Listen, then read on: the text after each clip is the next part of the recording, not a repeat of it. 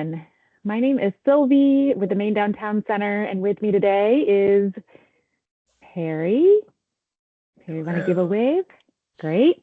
Helping out with tech and slides. And welcome to our Shade in Downtowns webinar. We are thrilled to be recording this for sharing out through our newsletter in our resource area, and happy for the folks that are with us as well, who'll be able to ask any live questions as you have them. And most grateful for Jan and Tabitha, our presenters today, which we'll hear from a bit more. We'll give introductions to them in a little bit, but first I will say thank you for coming. This is one of our short 45-minute learning opportunities to discuss trees and shade and tree canopies in your downtowns. And Perry, you can advance to the next slide. I want to always say a thank you to the folks that help us keep our doors open, computers on, and support a lot of our different programs. And then you can go to the next slide, Perry. I like to ground all of our educational programs in the Main Street 4-point approach, which is nearly a 50-year-old approach to economic development, and one that all of our Main Streets and downtown affiliates are implementing their communities, and affiliates and municipal programs are learning about. Those 4 points are organization, promotion, design, and economic vitality, which you can see on the screen. And those 4 working in concert together are what lead to community transformation. And today's topic really touches both design and economic vitality. So trees matter in our downtown area, and there's a lot of value in the shade, the greenways, open spaces, wilderness and pocket parks, the green color, as well as street trees. And all of that matters when designed by the right people to feel more comfortable in terms of walking, riding, rolling through our communities. And trees are really connected to and enhance public health, as well as mental health, air quality, traffic noise, and just visitor experience, the comfort of gathering. Today, we have 2 wonderful guests with us who know a lot about this topic, much more than I do. Grace, thanks so much. Good to see you, Grace. I'm going to have Tabitha and Jan introduce themselves, and then we'll get started with our conversation. So Jan and Tabitha, would you please introduce yourself and just share a little bit about your work and experience with trees? Do you want to go first, Jan? I can, sure. Excuse me. So my name is Jan Santerre. I am the Urban Community Forestry Program Coordinator at the Maine Forest Service within the Department of Agriculture, Conservation, and Forestry. And that's long for a program that you might be more familiar with called Project Canopy. We branded our urban forestry program 20 years ago to make it a little bit simpler. So I have been with the program in various different capacities for about 25 years. The program provides for grant funding to communities to do things like planting trees, caring for trees, as well as managing the tree resource, the public tree resource as a whole, and public owned forest lands as well. We have 12 district foresters that work across the state who work in this program and are locally available to help assist with implementing any grant funding, as well as just to deal with any technical assistance and providing education to your community members who want to get involved with planting trees. Just a little bit more about me. I am from Maine. I'm from Dover-Foxcroft, where your fearless leader, Ann Ball, is headed today. Jealous. Nice day to be out in the world. And I studied forestry, traditional forestry, and have my bachelor's of science degree from the University of Vermont. So I'll end there and pass it off to you, Tabby. Okay. Hi, I'm Tabitha White, born and raised here in Ellsworth, Maine. Also, I got my bachelor's degree in forestry, and my first professional career was in Boston, where I was the planting coordinator for the city of Boston. And then I moved to New York City, and I was a procurement forester in charge of buying all the street trees for the city of New York. But my mom wanted me to come back home pretty badly. And after 3 years in New York, I did too. It's a tough place to live. I love it, but it hardens you in a way that Maine just does not. And in a different way than Maine, because Maine hardens you as well. So, but I came back home, and I figured I wasn't going to have a job in urban forestry anymore. So I did get a landscaping job with Atlantic Landscape Construction, where I became their procurement manager, and I would buy all the plants for that landscape company. Became a project manager, and with working for the millionaires and billionaires of our area, I decided I really wanted to continue to give back to my community in urban forestry. So I joined the Garden Club, which actually started a Ellsworth Green Plan, and they were looking for someone that had expertise in trees, and I kind of stepped into that role and started volunteering my time from 2017. And I helped to resurrect or start the urban forestry program here in Ellsworth, working diligently for or almost 10 years now, I guess. My gosh, yeah, 10 years of trying to bring awareness to street trees and urban forestry and why it's so important. That leadership role in the volunteer realm led me to Heart of Ellsworth, a downtown organization, and eventually to run for city council for the city of Ellsworth. And I am now on city council and currently own my own landscape business and consulting. And I continue to volunteer and spend a lot of time raising awareness and getting trees to matter here in Ellsworth. Thank you both so much. We clearly have very experienced group of presenters here, or pair of presenters, I should say. Now we'd love to hear a softball question. What is one of your favorite places in a community in Maine, and why? And maybe Tabitha, take it away, Okay. since you're still unmuted.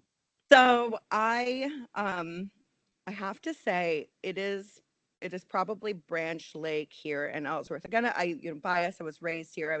My property is on Branch Lake, but it wasn't until I moved away that I realized how special Maine was. And I would come home from Boston or New York, and I would just immediately go down into the woods and recenter myself. And it was a really important part of me being able to, I think, survive in treeless or a lot less treed areas of our world. And so to this day, I actually went down there and opened up on my property, I opened up a small camp site for people. It's on Hip Camp for people to come and stay in, because I wanted to help people, especially from the cities, be able to connect with nature again. And I don't feel like my particular part of this corner of Ellsworth is the most special. I think all you have to do is walk into any woods of Maine and just be overtaken by its beauty and the magic that's in our forest. So I think that would be it. Love that. How about you, Jan? Yeah, I mean, same. I would, beyond my backyard, I was thinking about, what makes Maine places special to me. And I mean, the things that I love are the things that are, your 4-point program for Maine downtowns, or for downtowns. Thinking about access to recreation, access to forests and nature, because our downtowns are anything but natural. So we're trying to build space in our downtowns that's as natural, and we're trying to mimic those woodland spaces to make them accommodating for trees, but access to nature. And then good food. Food's always central to what makes Maine places special to me. So some of the communities that I was thinking about are places within communities, Bath's Library Park, Portland's Eastern Prom, the waterfront parks in Augusta and Hollowell are great, and really come a long way in the time that I've been here.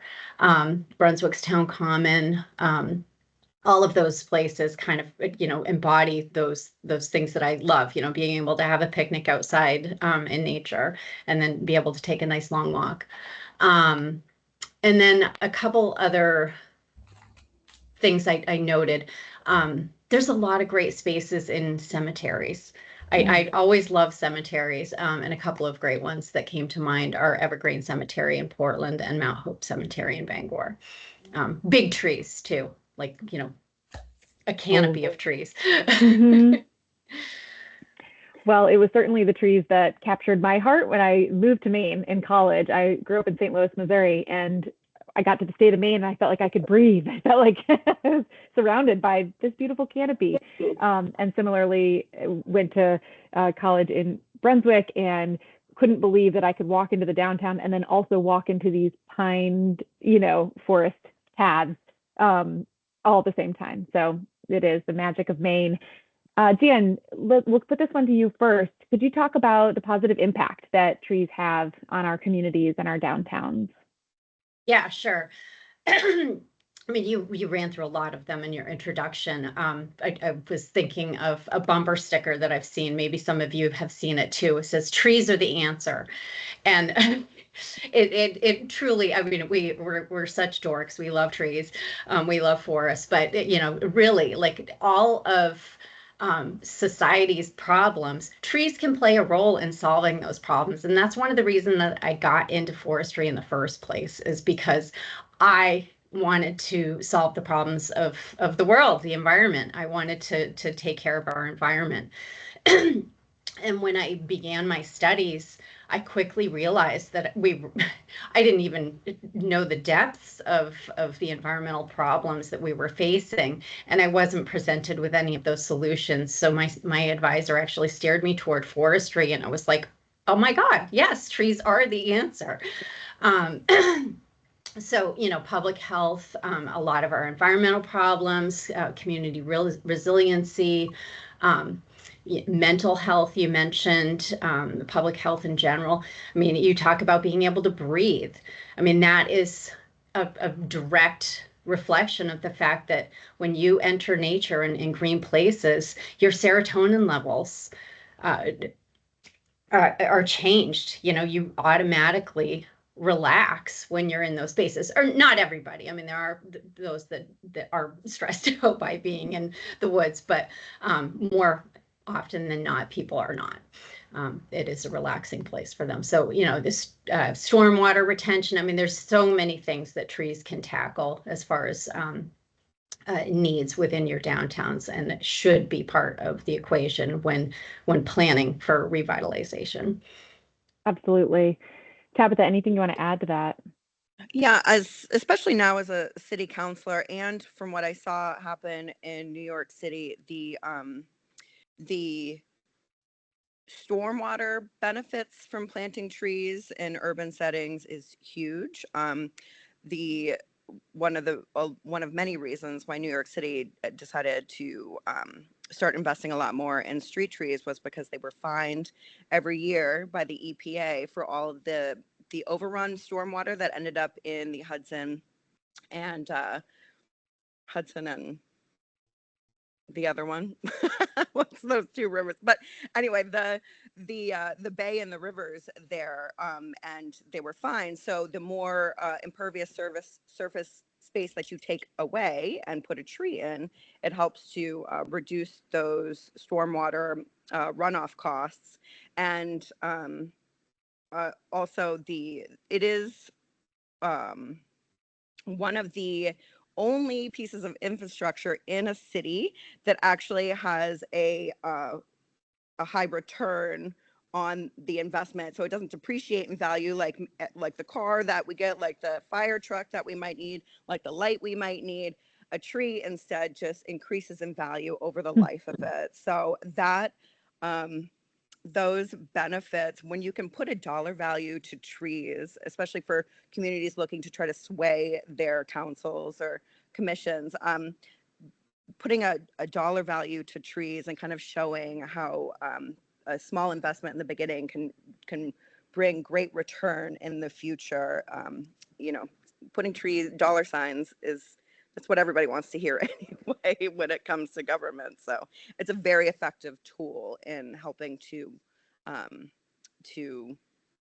focus on urban forestry in communities in Maine. Absolutely. And as we started off talking about, it has both the design elements to it that, you know, it looks more beautiful when you walk into a downtown and there are trees. It feels more welcoming and more inviting. And a lot of those positive impacts also translate into economic vitality, because in places where people feel safe, feel like they can sit down, they have shade, they can relax, they want to gather, are places where people want to spend more time and ultimately spend more money.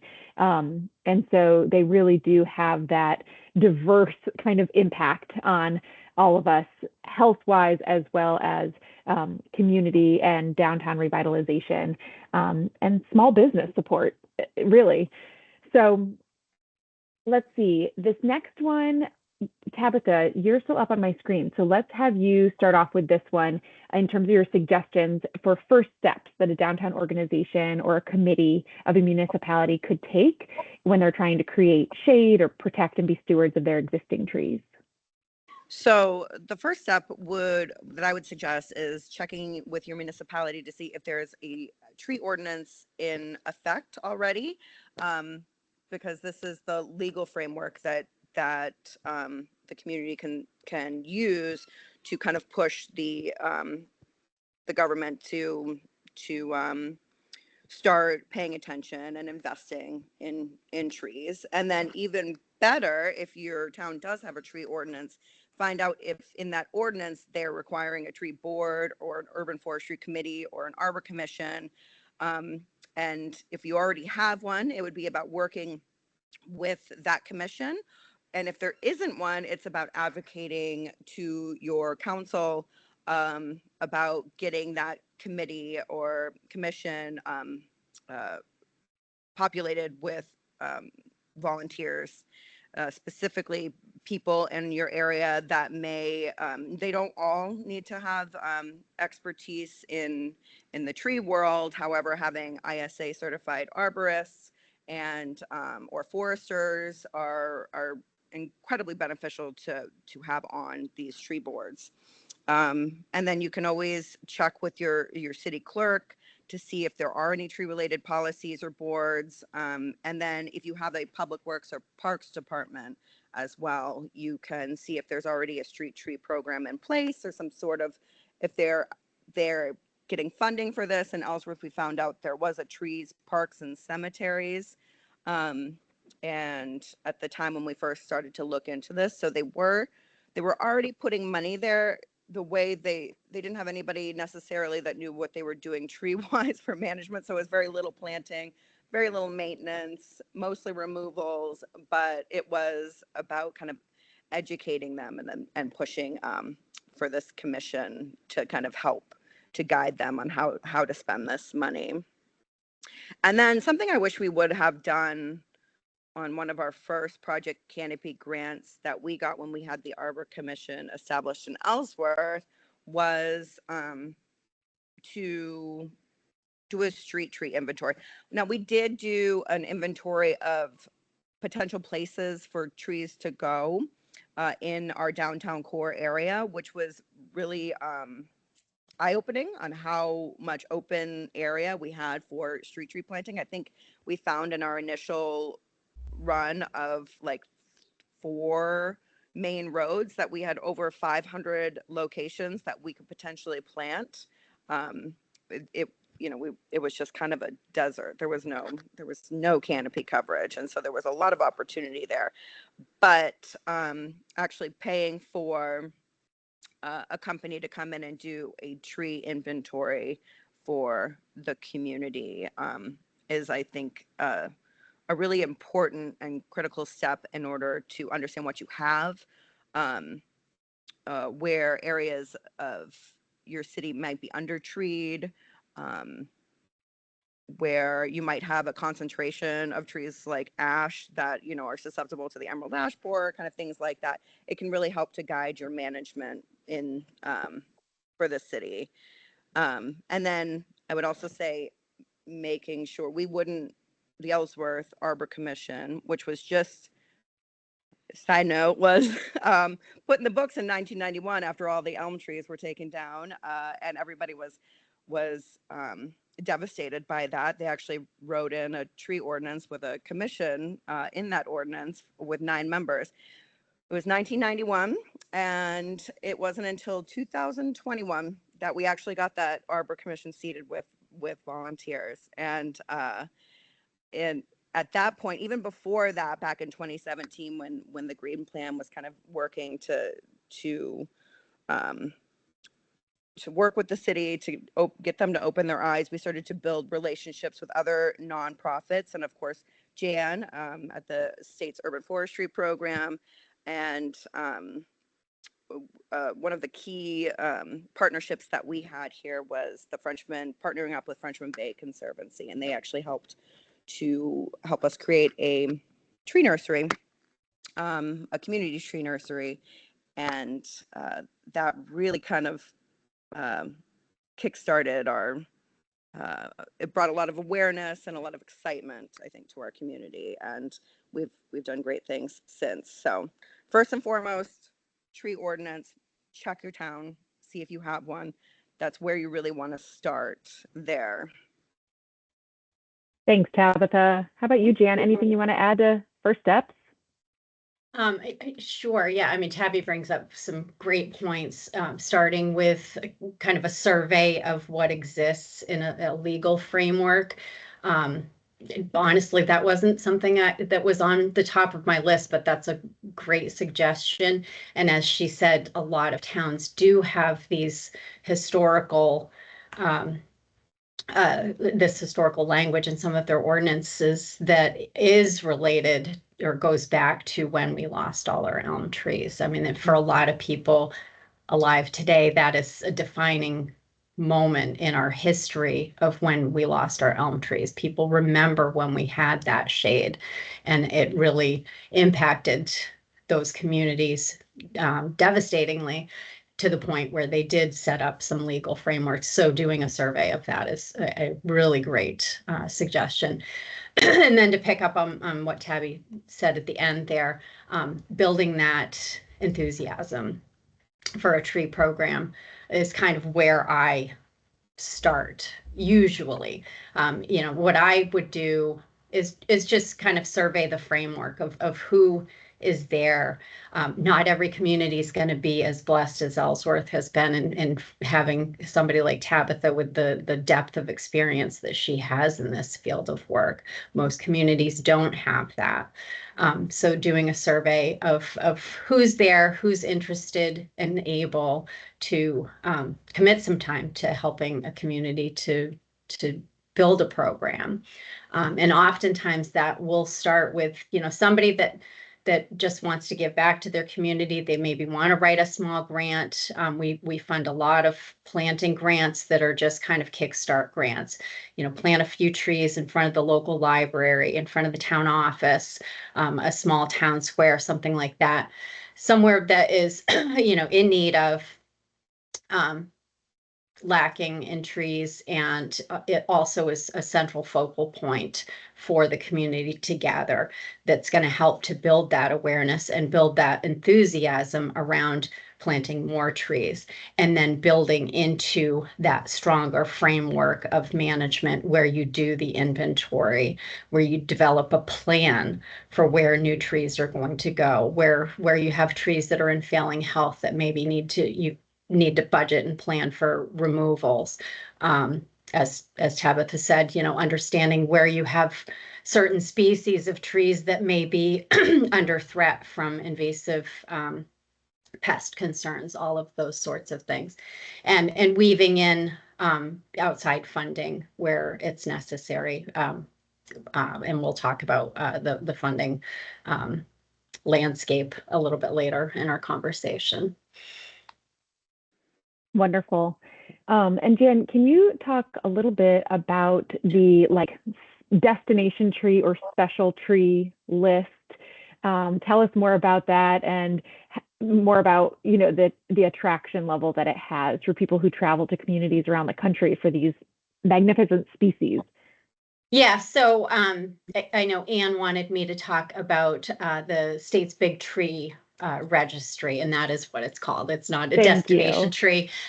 Some people refer to it as like a legacy tree list or a historical tree, which a lot of the trees that are big trees, of course, are old trees as well, and can be considered legacy trees. But in Maine, we call it the Maine Register of Big Trees. It's modeled after the National Champion Tree List, which both of these programs have been in existence for I think upwards of 70 years now. I think it was the mid 60s when we started our list here in Maine. And so what that is, basically the Maine Forest Service keeps a catalog of all of the largest specimens of each species. Initially, when we started the list in the 60s, it was our just native woodland trees that we kept a catalog of. Now that list has grown to over 150 species, so essentially double what it was initially. We catalog, a lot of shade and ornamental trees as well. The only trees that we do not advocate for by putting them in the list would be trees that are considered invasive in nature. So one that might be familiar to many of you would be the Norway maple, or the maple with the purple leaves.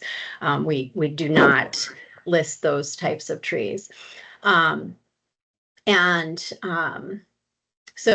the measurements are taken usually by the individual nominating the tree, initial measurements of the height, the circumference of the trunk, and then the spread of the crown. And we certainly understand that those are kind of technical measurements, and so they're not going to be super accurate, but it gives us a basis to decide whether or not we're going to send out one of our field foresters or myself to take official measurements to then input into our catalog. We keep records of all of the nominations, and those that rise to the top in every cycle of publication will get the honor of being crowned the champion. And I know Anne asked too about, do people travel to see these trees? Do people, is there like an underground network of big tree seekers? And yes, there is. I get lots of phone calls from, people in state, people traveling from out of state that want to visit these trees. And, as a public organization, that information is available. And so I am able to share that. We don't generally publish the exact locations of the trees. The trees are listed by the town that they're in, but where possible, when trees are on public property, and there are a lot of them that are on public property, we do list the coordinates, GPS coordinates for those trees, so people can find those and go and visit and touch trees that are big. Cool. It'll be interesting to see if people are looking up, are there any trees in my community that made it to the big list? Tabitha, we'll switch gears a little bit and would love to hear how Ellsworth is working on your trees and canopy in the community. And, what does this look like and what's really the focus right now? Yeah. So, like I said, we started from nothing about 10 years ago, and we have come an incredibly long way. There were points where I thought I was just going to have to guerrilla plant trees through the city in order to achieve my goals. However, I did not have to resort to that, which I'm really excited about. But there have been a lot of people that have actually come together here in Ellsworth for the trees. It initially started, like I said, with the Ellsworth Garden Club. And from the Ellsworth Garden Club, they formed the nonprofit, the Ellsworth Green Plan. The Ellsworth Green Plan brought in Frenchman Bay Conservancy as a partner, and then we, at the kind of around the same times, we convinced the city to allow the Arbor Commission to be filled, which ended up comprising of 9 people that now hold. We have 3 ISA arborists, 1 active forester, technically 2, but he hasn't joined. He just comes to every meeting. 1 scientist, 1 retired forester, and the rest are incredibly committed, passionate residents of Ellsworth. And now the Arbor Commission works closely with our Parks and Rec department, which is a new development as of last year. We finally formed Ellsworth's potentially first Parks and Recreation department. And so now all of these groups are active participants in working to increase Ellsworth's tree canopy. So about 5 years, and this was before the buy-in from the city of Ellsworth, when we partnered with the Frenchman Bay Conservancy, we started a community nursery on a piece of land that they had. And there was, I think, enough space for about 500 to 600 trees in this space. And for the first 5 years, the Frenchman Bay Conservancy purchased 80 trees per year. And we would work with Ellsworth's middle school, their 2nd grade class, to plant them in the spring, which is by far the best day of the year. When those kids come in and they get dirt under their fingernails and they count worms and they're screaming and giggling. It is so great to see that. We're really trying to figure out how we reconnect them to when they get planted out in Ellsworth downtown. So I'm really looking forward to figuring out how we can full circle that for the kids. We currently are working on an IRA grant, which is that Inflation Reduction Act under the Biden administration. These federal grants were distributed to states and big partners like the Arbor Day Foundation, and then they put the grants out for local communities to apply for. We ended up getting one of those grants. Incredibly, it was amazing, which was $173,000. So the biggest investment Ellsworth's probably seen in trees, probably ever. And for that, we're focusing on planting trees in our kind of a low income area that is also adjacent to a state classified urban impaired stream called Card Brook here in Ellsworth. And this is a 3-year planting project that we started last fall when we planted about 58 trees along Foster Street and Washington Street in our downtown core.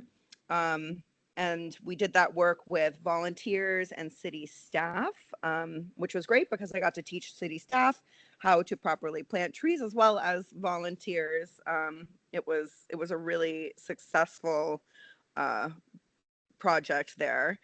And we're currently planning for this fall. We're actually doing more plantings we have a harbor park that sits on the Union River. So trees there and trees on a low income housing property that's also owned by the city. So that will be coming up this fall. And every year we apply for Project Canopy grants through Jan, and we've been very lucky to receive them. There are about 20,000 grants, and you can either get a planning grant or a planting grant. And we're currently doing a planning grant where we've been able to hire consultants and an intern to help us continue to improve our community nursery with irrigation and everything, and as well as implement our new forestry management plan that that the Arbor Commission had done for Branch Lake Public Forest. It's a city public forest that just actually doubled in size. So I want to just share some of the photos. Can you guys see these? Not yet, but they might just be slow to come up. Could be. Let me know. Nothing yet. Looked like it was just trying. I'll Maybe try again. Oh, sorry. Let's try that. Yes. Okay, they're coming. All right, let me know. There they are. Okay. Yes. So this is the Jordan Homestead Preserve. If anybody's ever in the area and looking for incredible hikes and also no crowds. I love FBC for this, Frenchman Bay Conservancy. This is the Jordan Homestead Preserve. So you can actually go up and check out the nursery there and also go on a beautiful hike down to the Union River and back. It's a nice little loop there. So this was historically a vegetable farm from a local family here. So it's been really cool to be able to keep it in agriculture in a way. And so this is part of our tree planting here. Here are the kids with the planting. This looks like a particularly dry year. We've had, we do it, Sorry, we're not seeing it switch to the next photo. Might just be delayed, but. Could be. It's the Mac. Still in that first photo? It is. I'll let you know if it switches. Maybe you can just describe it to us in case it catches up. Oh, yeah. Oh, that's too bad because the kids are so cute. Tabitha, if you want to, if we have time, you can always email that to me and I can share it too. Okay, perfect. Yeah, I was just going to show the kids, some of the community volunteers, and then our planting project. But since that's not working, I will send that to you so you can put it on. You can see how many different faces you see in this volunteer photos, and so there's been a lot of great community interest in our projects here. So I love that. Thanks for telling us about that, Tabitha. And yeah, please do send them. You can send them to us as well to send in the follow-up information. Jan, since Tabitha did a great job teeing it up, we'd love to transition to hear more about Project Canopy and how this program works. Yes. Okay. So as I said at the beginning, I'm one person. I do have a couple of short-term positions that help to support me in some of the technical assistance and the grant management side of things, but we have funds available typically every year, usually around $200,000 available every year to offer in grants to organizations like municipalities, schools, nonprofit organizations, and then other local smaller organizations, oftentimes in partnership with another nonprofit. So those grants, as Tabby said, we have the planting and maintenance grant category, and communities can apply for up to $15,000 in matching funds to purchase and plant trees in their communities, as well as to maintain existing trees. And then we have the planning and education grants, which cover things like doing inventories and shade tree management plans, or the like the town forest plan that Tabitha referenced for Branch Lake Forest. And those go up to $20,000 again in matching grants. Tabitha also mentioned the IRA funds. Those unfortunately have been exhausted as far as what we have available in pass-through grants, or at least for the most part. We have fully allocated those funds that were provided to the state. But some complementary funds, which Tabitha didn't mention, but Ellsworth has also participated in, is a collaboration that the Maine Forest Service entered into with those IRA funds with the Maine Conservation Corps, where we're able to provide environmental stewards, we call them community tree stewards, to host site organizations. And the costs of having that steward there for their 11-month position is fully covered by this grant. The only thing that those host sites are asked to bring to it is the capacity to manage that person, potentially things like providing housing or a housing subsidy, because housing, as we all know, is a super a challenging thing in the state right now. So those stewards are doing many things in Ellsworth. They've been working on, sorry, I was just checking my email to see if Tabitha had sent those yet. I know Michael's been working a lot at the nursery, helping to install that system, working a lot with the students, helping to do inventory, helping to do things like understand where the ash trees are in the city so that the city can plan for the eventual, if not already, existence of the emerald ash borer. Any number of things. It's really dependent on what the host site wants to do. We have stewards who are doing, like one of them, we talked about the visiting the big trees. The steward in Portland, she's developing a like a walking tree tour for the city of Portland, which will include a lot of the big trees that are in the city of Portland. We've got another steward who's working with a nonprofit organization in Skowhegan-Madison area that they are working on developing a number of things. They're also studying the ash tree resource on their properties with Somerset Wood trustees, but they're also developing a firewood bank for low-income Mainers. So, quite a wide range of things that folks can do. And that is all under that community tree steward program with the Maine Conservation Corps. That program is ongoing, and host sites will begin recruitment for at the end of August this year. So I highly encourage communities that are interested in having somebody to do this work to learn more about that. That's fantastic. If you can follow up with us and send us that information, then we'll make sure it gets out to this group. And in the interest of time, we're getting close to our signing off time. We'll open it up for questions. Anyone who's with us live today have some questions for our presenters? Teresa. Hi, I'm Teresa. I'm in Friends of Woodford's Corner in Portland, and we're not a municipality, so we are like a little weird neighborhood one that's a Main Street. So I have a couple questions specific. I would love to have contact information for the Portland steward. That'd be great because we have a green, clean, and sustainable team of volunteers who are doing all kinds of cool things on everything green, clean, and sustainable. And we do really well with the city of Portland and parks, but there's, like, as you can imagine, in Portland, no funding to help us at this level. So we're definitely looking for opportunities for that. The other thing is around working. The center of our little district area is Maine Department of Transportation, a highway.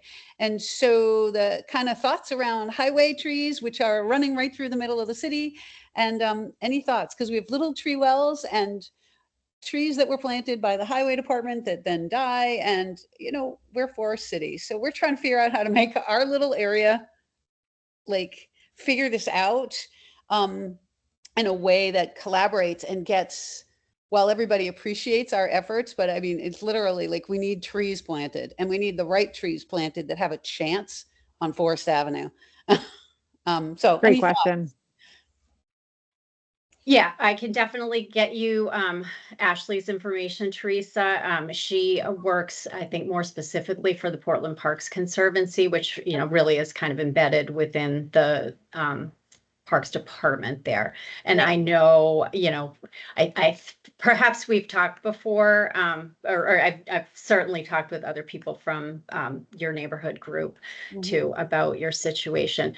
In a city like Portland size, it's challenging to get bandwidth from your Parks Department. Mark is very busy, and the priorities are all over the place. So I encourage you to get with Ashley. I think that would be a good fit, and see how the neighborhood association can collaborate with the city to apply for funds that are specific to your situation to help re-tree your neighborhood.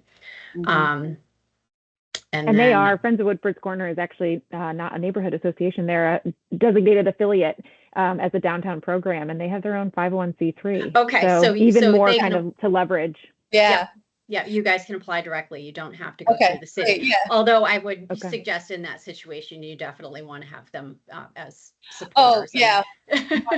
And Mark is great. He's already come and spoke to community members, et cetera. And I think what happens is that we hit the wall of both funding. I mean, the city loves what we're trying to do, but we hit the wall of like funding for the trees themselves. We Yeah. just need to pay for the trees themselves, and then the city will help us out getting them in, et cetera. But also the recommendations, because Department of Transportation has also been limiting on the kinds of trees on the street. And it was like, oh my God, these things are hideous and they die. Yeah, I will say, you know, they don't have, the people that are in vegetation management within the Department of Transportation aren't necessarily tree dorks like we are. They don't love trees. Trees for a lot of transportation workers are something that just gets in the way of the snowplow or the lawnmower. So trying to work with them can be difficult, but we can help bridge that gap. And I do work with their architects quite frequently at the Department of Transportation. So yeah, they're aware of some of those challenges. Yeah, we can help out with that. Between the highway and the CMP, the lines above us and the ground below, it's like, oh God. But yeah, we really, and it's fascinating because you watch every city plan, every development plan has lots of trees built into it, but they do not get planted. And it's like, guys, this is an illusion until we get a tree in the ground. Yeah. So yeah, any help. Yeah, those plans, and usually those plans are, you know, they show a new tree. They don't show a tree at 30 years old, too. And that's what you want. That's what you want to be able to grow that 30-year-old tree. And the overhead wires and the underground lines, those are definite challenges to being able to plant trees that are going to be larger in stature. So you are oftentimes limited to, you know, a very small slate of small statured trees, things like serviceberry or crab apples. And, you know, if I never see another Japanese tree lilac in my life, I would be okay. Well, we are over time, so I'm going to have to cut our conversation short, but please do keep the conversations going. And I'll send out contact information for Tabitha and Jan. So if you have questions you didn't get to ask, please do reach out to them or reach out to us and we'll help connect you. Jan and Tabitha, thank you both so much for sharing everything that you got to share. And I know you probably had, you know, triple that you could have shared with this group. So please do send any resources to us and we'll send it in the wrap up and make them available with the published recording of this webinar. We just appreciate your partnership with the Main Downtown Center and presenting with our webinar, and feel free to add any, you know, last bits of wisdom on our sign off here.